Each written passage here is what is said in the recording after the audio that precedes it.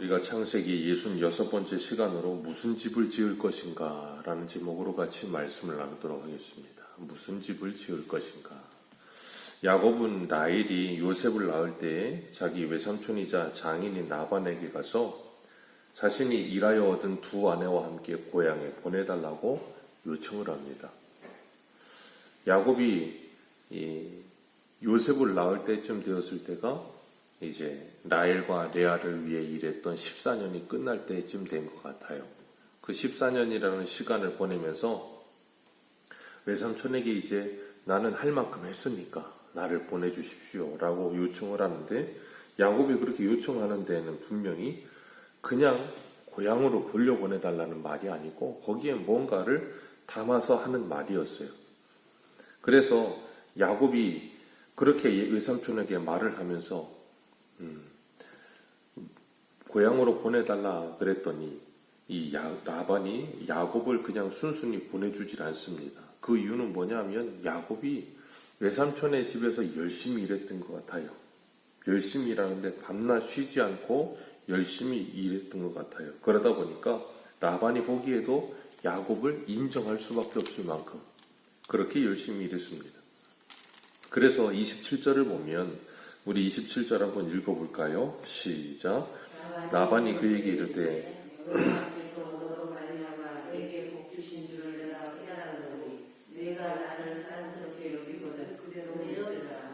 그리고 품삯을 정하라. 그것을 주리라. 그럽니다. 14년 동안은 품삯이 없었어요. 두 아내를 위한 지참금조로 야곱이 14년을 일했던 겁니다. 그런데 14년을 열심히 일했는데 문제는 뭐냐면 외삼촌의 집은 점점점 부해지는 겁니다. 그리고 야곱이 이야기했던 것처럼 내 오기 전에는 별 볼 일 없더니 내 오고 나서 이렇게 부하게 된 거 아닙니까? 그렇게 말할 만큼 이 라반의 짐승들, 라반의 재산이 엄청나게 불어났던 거예요. 근데 야곱은 빈털털입니다. 이제 자기 두 아내가 있고 문제는 요셉까지 낳았으니까 아이가 11명이에요. 그렇게 많은 아이를 낳았는데 문제는 뭐냐면 자기는 빈털털이에요. 그러니까 식솔들을 거느려야 되겠는데 아무것도 없으니까 야곱이 이제 뭐 하는 건가 하면 나도 이제는 합당한 내 일한 것에 대한 돈을 좀 받아야겠다라는 생각이 들었던 거예요. 그러다 보니까 외삼촌에게 나 고향으로 돌아가겠다 그렇게 이야기하고 있는 겁니다. 그랬더니 라반이 이 야곱을 그냥 내주지 않죠. 왜냐하면 돈 버는 기계 같은 거예요. 너무 잘해 일을. 그리고 일만 했다 하면 그냥 돈이 막 불어나는 거예요. 그러니 그걸 누가 놔주고 싶겠어요. 어느 누구도 그런 사람 놔주고 싶은 사람 없을 겁니다. 라반에게는 야곱이 그런 존재예요. 만약에 야곱이 그렇게 일을 잘하지 못했다거나 아니면 야곱이 일을 하는 것마다 점점점 가세가 기울었다던가 그러면 아마 라반이 먼저 가라 그랬을지도 몰라요. 그런데 보낼 생각은 없고 어떻게든 붙들어 놓고 싶었던 거예요. 야곱은 그걸 알았어요. 그 외삼촌이 돈을 좋아하는 것도 알았고 자신이 일 잘한다는 것도 알았고 그리고 자신이 두 아내를 위해 14년 일하는 그 기간도 다 찼다는 것도 알았고 그 모든 것이 이미 머릿속에 야곱은 거예요. 계산이 들어가 있어요. 굉장히 셈이 빠른 사람이니까. 그리고 그때가 딱 찼을 때 외삼촌에게 이런 말을 탁 던지는 겁니다. 그럼 당연히 외삼촌이 자신을 잡을 것도 알아요. 그럼 어떻게 됩니까? 연봉 협상에 들어가는 거죠. 기가 막힌 타이밍과 모든 걸 계산할 줄 아는 야곱. 참 계산적인 사람이죠. 그런데 그런 야곱이 나 집으로 가겠습니다. 고향으로 가겠습니다. 그렇게 처음부터 언지를 던졌던 구체적인 이유를 이 30절에서 이야기합니다. 내가 오기 전에 외삼촌의 소유가 적더니 번성하여 때를 이루었으니 내 발이 이르는 곳마다 여호와께서 외삼촌에게 복을 주셨습니다. 그러나 나는 언제나 내 집을 세우리이까. 아니 외삼촌이 이렇게 잘 됐는데 나는 이게 뭡니까? 나는 언제나 내 집을 세우겠습니까? 그게 이 세상의 사람들의 모든 꿈이에요. 나는 언제나 내 집을 세우나. 나는 언제나 내 사업을 세워보나. 나는 언제나 나만의 어떤 왕국을 세워보나. 이 세상 사람들 모든 사람의 꿈이 이겁니다. 내 집은 언제 세우나. 그걸 위해 일평생을 투자하죠. 야곱은 14년을 라반 밑에서 일하면서 그 생각이 야곱 속에 늘 있었던 거예요. 야곱만 그런 거 아니죠. 라반도 그렇죠. 야곱이 일 못했으면 이렇게 안 잡았다니까요. 연봉 협상은커녕 먼저 내보냈을지도 몰라요. 라반은 돈이라면 굉장히 집착이 강했던 사람이에요. 그래서 그 두 달도 야곱 자기 아버지 라반 자기 아버지에게 이렇게 이야기를 해요. 창세기 31장 우리 30장 한 장만 앞으로 뒤로 가셔서 31장 14절을 한번 보세요. 14절에서 16절 라헬과 레아가 자기 아버지 라반에 대해서 뭐라고 말하는가 같이 읽습니다. 시작. 라헬과 레아가 그에게 대답하여 이르되 우리가 우리 아버지의 집에서 무슨 분깃이나 유산이 있으리요. 아버지가 우리를 팔아 우리 돈을 다 먹어버렸으니 아버지가 우리를 외국인처럼 여기는 것이 거기까지 먼저 읽습니다. 두 딸이 자기 아버지를 판단하고 자기 아버지에 대해서 얘기하는 거예요. 아버지가 우리 돈 받고 팔았다. 그리고 아버지는 우리 돈을 다 먹어버렸다. 쉬운 말로 말하면 야곱이 14년 동안 일해서 라반에게 주었던 건 이 두 여인의 지참금이에요. 결혼 지참금. 그건 만약에 남편이 없어지거나 남편이 죽거나 그러면 여인에게 그 지참금을 주어서 여인이 홀로 살아갈 수 있게 하는 기반이 되는 돈인 거예요. 근데 그 돈을 자기 딸들을 줘야 될 그 돈을 뭐 했다는 거예요? 자기 아버지가 다 먹어버렸다 그 말이에요. 그리고 16절에 뭐라 그래요? 같이 읽습니다. 시작. 하나님이 우리 아버지에게서 취하여 가신 재물은 우리와 우리 자식의 것이니 이제 하나님이 당신에게 이르신 일을 다 준행하라. 우리는 우리 아버지 떠나겠다는 거예요. 왜요? 우리 아버지 옆에 있어도 아무것도 없다. 아버지가 다 뺏어가지고 우리 것 남는 건 아무것도 없다. 라반은 그만큼 돈을 좋아하는 사람입니다. 그러다 보니까 이 두 딸도 떠나겠다는 마음을 먹고 야곱도 31장 41절에 보면 이렇게 말해요. 내가 외삼촌의 집에 있는 이 20년 동안 외삼촌의 두 딸을 위하여 14년, 외삼촌의 양떼를 위하여 6년을 외삼촌에게 봉사하였거니와 외삼촌께서 내 품삯을 10번이나 바꾸셨습니다. 지금 오늘 본문을 기준으로 보자면 이건 미래거든요. 6년이 더 지나간 후 분명히 라반은 야곱을 놔줄 생각이 없어요. 돈 잘 버니까. 그런데 라반이 야곱에게 네 연봉을 협상하자. 네가 원하는 만큼 주겠다라고 말을 해놓고 나서도 6년 있다가 또 뭐예요? 보니까 또 속여먹고 또 사기치고 또 거짓말하는 거예요. 야곱이 라반이 연봉 협상하자 그럴 때 야곱이 했던 말이 있어요. 32절을 보면 정말 이 확률적으로 불가능에 가까운 확률적인 이야기를 야곱이 합니다. 자신에게 줄 품삯을 이렇게 이야기하는데 뭐라 그러는가 하면 양떼 중에는 아롱진 것과 점 있는 것, 검은 것을 가려내어 그것을 내 것으로 가지겠습니다. 양은 원래 거의 흰색이에요. 점 있는 거 없고요. 검은 양도 거의 없어요. 확률적으로 거의 불가능해요.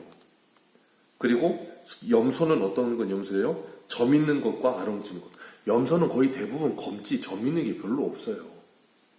그러니까 지금 양이나 염소, 야곱이 자기의 품삯이라고 요구하는 것들은 확률적으로 계산했을 때 극히 소량, 극소량.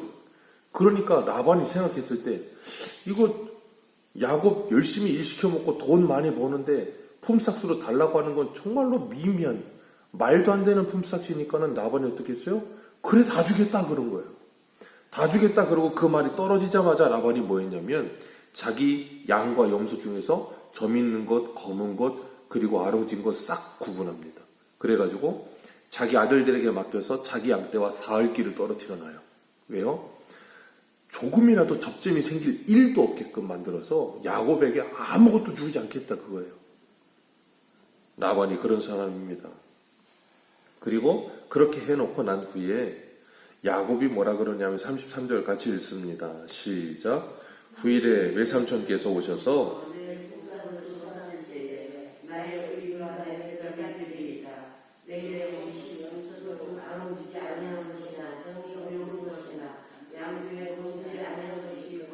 다 도둑질한 것으로 인정하소서. 야곱이 늘 뭐 하던 사람이에요? 속이고 거짓말하고 사기치던 사람. 근데 이제는 뭐라 그래요? 나 그런 거 이제는 안 하겠다. 내 열심히 하겠다.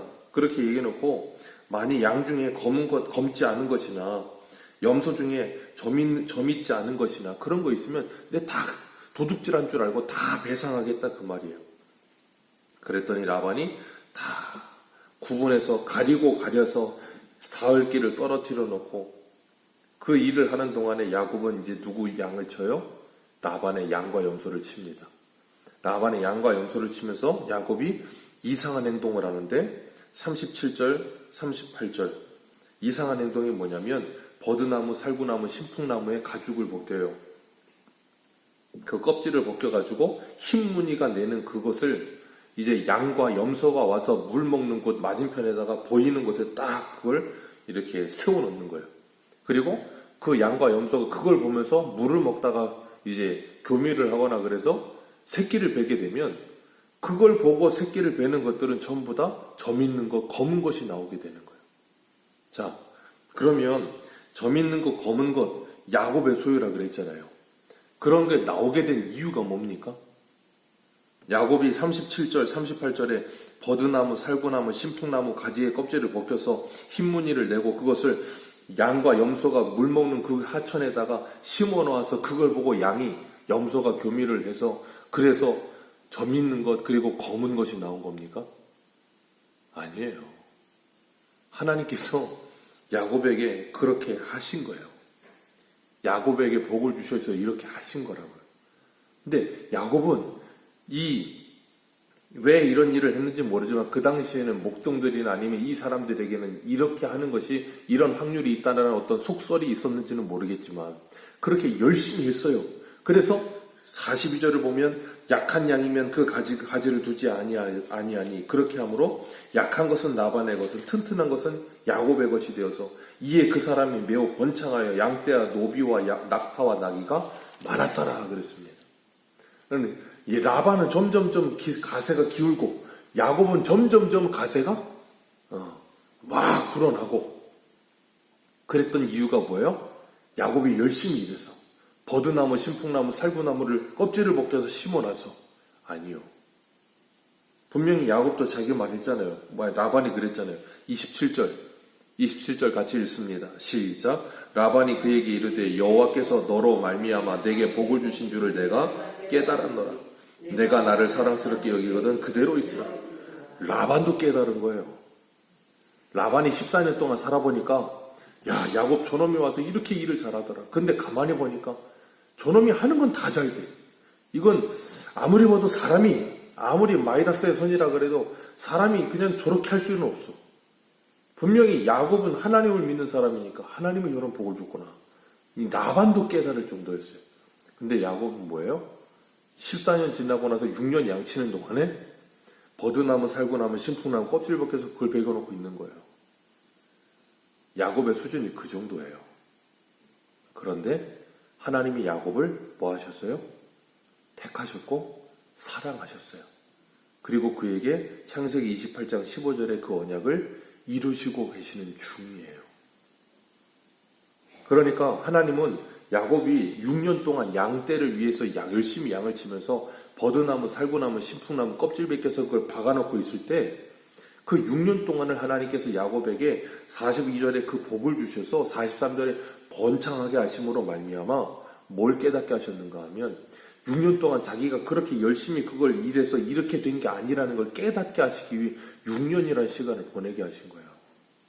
그러니까 이게 참 하나님이 일하시는 걸 보면 굉장히 답답해요. 아니 6년을 왜 보냅니까? 그냥 한번 그냥 벼락을 한번 치셔가지고 너 여태까지 내가 이거는데 이렇게 살아야 되겠냐고 혼내면 좋은데 그렇게를 안 하시더라는 거예요. 그 잘못된 방식으로 야곱이 그 일을 하고 있는데 그걸 그냥 내버려 두세요. 그리고 내버려 두시고 나서 나중에 야곱이 그걸 깨닫게 되기까지 기다리세요. 왜요? 야곱은 아직 그 신앙이 어리기 때문에 하나님께서 야곱을 하나부터 열까지 다 가르치고 계시는 거예요. 야곱은 나는 언제나 내 집을 세울까? 그거 그냥 고생하고 골몰하면서 그거 열심히 어떻게든 집을 세워보겠다고 어떻게든 돈을 벌어보겠다고. 근데 하나님이 정말 돈을 벌게 하신 거예요. 쉬운 말로 말하면. 오늘날로 말하면 요즘 사람들도 뭐예요? 어떻게 하면 내가 집 하나 가져볼까? 예, 그게 사람들 꿈이잖아요. 어떻게 하면 신축 아파트 분양을 들어가 보고, 어디 이자율이, 뭐 이자가 싸고, 대출이 잘 나오고, 뭐 어디를 투자해야 될까? 그런 거 머릿속에다가 담고 늘 산다고요. 야곱이 심포나무, 보드나무, 살구나무 깎아가고 그 무늬 낸 거 그냥 심어놓는 게 바로 그거예요. 오늘날 우리가 하는 일하고 똑같은 거예요. 이 당시에는 야곱은 이렇게 어리석게 살았고 우리는 뭐 굉장히 인텔리하게 삽니까? 아니요. 우리가 하는 일이 야곱이 한 일하고 똑같은 거예요. 근데 하나님이 그 야곱에게 복을 주시더라는 거예요. 왜요? 하나님이 너와 함께 하심을 가르쳐 주시기 위해서. 그래서 그 야곱이 그제야 하나님을 깨닫게 되는 거야. 아, 하나님이 이 모든 일을 해주신 거구나. 그걸 깨닫게 하시는 거예요. 그럼 오늘 우리는 어떠냐는 거예요. 하나님이 우리에게도 복을 주셨는데, 하나님이 우리와 함께 하신다고 했는데, 우리는 여전히 세상을 살면서 야곱처럼 이렇게 살지 않습니까? 뭘 투자해야 될까? 어디를 사야 될까? 뭘 어떻게 해야 될까? 어디를 뭘 해야 될까? 그런 것만 머릿속에 가득하지 않습니까? 근데 문제는 뭐냐면 이 땅의 집들은 다 허물어진다는 거예요. 그렇게 열심히 생각을 해서 뭐 이야기를 하는데 다 허물어진다는 거예요. 인생의 목적이 아파트 한 채 사는 게 인생의 목적이 되어서 그것만을 위해 사는 인생 얼마나 불쌍합니까? 요번에도 그래서 전세자기 대출 그것 때문에 젊은 사람들이 스스로 목숨 끊은 사람이 얼마나 많아요. 왜 그래요? 자기 인생이 그건 거예요. 그러니까 그거 하나였는데 그게 사기당하니까 인생 전체가 부정당하는 것 같은 거예요. 그러니까 뭐예요? 내 이렇게 살아서 뭐하나. 그러고 끝나버리는 거예요, 인생을. 그런다고 인생이 얼마나 아깝습니까? 그거 하나 없어진다고 자기 인생이 끝나서야 되겠습니까? 이 사람 인생이 어떻게 될 줄 알고. 근데 사람들이 그런 거예요. 그러니까 오늘날의 사람들이나 옛날의 야곱이나 다를 게 없는 거예요. 난 언제 집을 세우나. 그걸 목적 살고 사니까 일평생 열심히 일했는데 자기 인생이 허망한 거야. 내가 그동안 뭐하고 살았나. 노아의 때와 롯의 때와 인자의 때가 같을 것이라 예수님께서 말씀하셨어요. 그 노아의 때와 롯의 때 어땠습니까? 먹고 마시고 사고 팔고 집을 짓더라. 나는 언제나 내 집을 세울까? 그거 하고 살고 있는데 주님 와버리시는 거예요. 하나님의 심판이 와버리는 거예요. 이 세상의 사람들은 그렇게 살아요. 그런 굴레 속에 있는 우리들을 예수님이 오셔서 이렇게 건져내신 거예요. 그 굴레에서 우리를 벗어나게 하신 거예요. 그래서 우리의 인생 이제는 언제나 내 집을 세울까 그것만 머릿속에 담고 살던 인생에서 이제는 이렇게 벗어나서 뭐 하는가 하면 거시적인 걸 보게 되는 거예요. 요렇게 경주마처럼 눈을 가리고 바로 앞만 보고 그 내 집을 세울까만 생각하던 사람이 이제는 어떻게 하면 하나님의 나라를 이 땅에 이루어 볼까? 어떻게 하면 하나님의 뜻을 이 땅에 이루어 볼까 하면서 주기도문에 기도를 하게 되는 거예요. 어떻게 하면 내가 천국 소망을 가지고 살 수 있을까를 고민하는 인생이 되는 거예요. 고민의 차원이 달라지는 거예요. 그런 걸 고민하기 시작하면 뭐 검은 것이 나오든 아니면 안 나오든 그것이 크게 연연되지 않게 되어지는 거예요. 왜? 인생의 목적이 달라지는 거예요. 그래서 예수님이 요한복음 14장 1절에 이렇게 말씀하세요. 너희는 마음에 근심하지 말고 하나님을 믿으니 또 나를 믿으라. 내 아버지의 집에 거할 것이 많도다. 그렇지 않았으면 너희에게 일렀으리라. 내가 너희를 위하여 거처를 예비하러 가노니 가서 너희를 위하여 거처를 예비하면 내가 다시 와서 너희를 내게로 영접하여 나 있는 곳에 너희도 있게 하리라. 아멘. 예수님이 하신 말씀이요. 내가 가서 이제 너희들 살집 만들어 줄게. 야곱은 뭐라 그래요? 나는 언제나 집을 세울까? 근데 예수님은 뭐라 그러세요? 내가 너를 위해 집을 세워줄게. 그러고 계시는 거예요.